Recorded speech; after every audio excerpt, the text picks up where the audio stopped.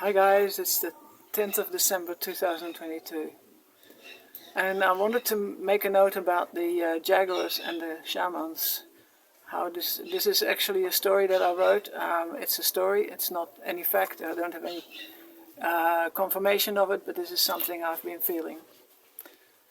So I'll read it to you. There's a story that I wrote in 10th of April 2021. Long ago, before the humans ruled the earth, cats were the top of the food chain, and they were the kings and queens of the earth. This was after the giants ruled the earth, and after they were turned to stone, and after the floods. The Earth Mother, Pachamama, did not really like the giants, but she loved the cats. The cats enjoyed the sun, the smell of the earth, and they would sit on their magic places and dream. They never took more than what they needed. They did not fight with other tribes of cats. Only when it was mating time, they would fight and fuss with their rivals for the female. You know, when there are different children in a family, mother may have a favorite, and that will create jealousy with the other children. And that is how it was with the humans, who started to grow in power, while the cats withdrew into the forest, deeper and deeper. Humans needed people who would heal and pray and make offerings to the Pachamama and the other universal powers. And that was how the priests and shamans and rulers would become the leaders of their tribes. But the shamans, when in trance, would notice that the cats had already dominated the medicine space with their dreaming, and that they had already had the relationship with the medicine plants and with Pachamama. They noticed that the cats already had the heart of the Pachamama, and they became jealous. And the cats noticed that the Father God had given the earth dominance to the humans, because the angels had seeded them onto the earth, and these humans were new. Father God was really partial to the angels. He allowed them to create all sorts of things and make that garden with him. He even allowed that wicked angel to create problems with that apple, and soon enough, it was a mess. So God sat back and watched what would happen, because he had given them free will to make it more interesting. So now the humans were out of that garden and on their own, and they needed to get wisdom and healing and food from the plants and the Pachamama.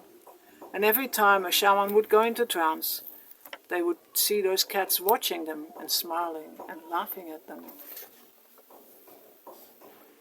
It was almost too hard to bear.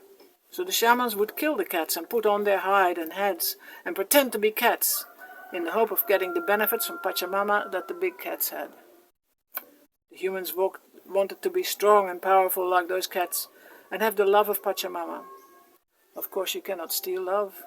You have to earn it, unless you are a baby and the humans did not have the dignity, patience and dreaming powers of the cats. But still they kept trying and trying. And that is why there is this strange relationship between the humans and the cats. The cats know that they are better than the humans, and the big cats have not forgotten how humans kill them and kill the cats, so that... just a minute, other page.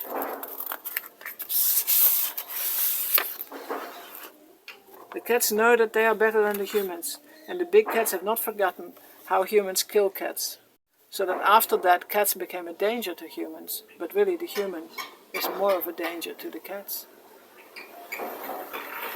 Now I want to talk a little about Angel Buenaventura. He was the youngest in a large family from Colombia.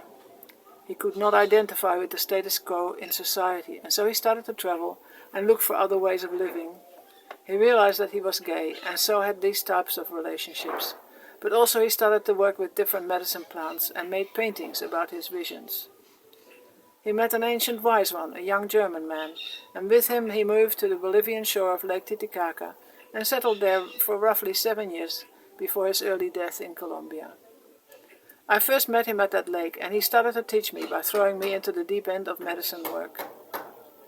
He did not believe in coddling people. He often had up to 15 people coming for ceremonies, and quite a few Argentinians in that group.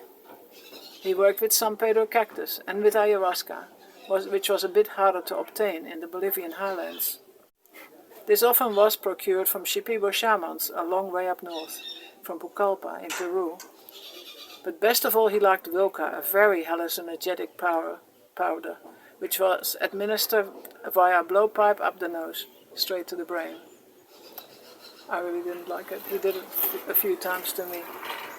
He also worked with steam lodges, and he had one built next to his house, overlooking the lake and the starry nights. These were very powerful experiences for me, a green, middle-aged housewife from Australia. But not to lose sight of the cats. Angel had quite a few cats roaming around, and they were his pride and joy, and they were represented in his paintings and drawings, as the pre-Columbian culture dictated and celebrated. Angel was also looking for the quintessential Inca-type warrior face, and one day he told me excitedly that he had found the face, and that he had taken many modeling shots to work from in the future. The young model had traveled on, but Angel showed me all the photos, and I studied them. After that, I traveled to Cusco. So now I'll talk about my time with Aku Jaime. We got together in Pisac, and then he took me for a trip through the Sacred Valley, and that was in Ollantaytambo, and also in Cauga. We took the bus to Pucallpa, and then we took a lancha to Iquitos. There are no roads to Iquitos. This lancha has a painting about Aku's fantasy about fighting with the jaguar or playing with the jaguar. Here we are together in Bellavista, Iquitos, and then we bought my house. Aku Jaime, you guessed it, Aku Jaime was the model that Angel had been so happy with. I saw him in Cusco selling handmade jewelry and recognized him from the photos. I lived in Cusco for 3 months, and we often met and chatted. I invited him to San Pedro ceremonies in Cusco, and we became deeply connected, and I asked him to help me travel to my destination of the Peruvian jungle and help me find a house there.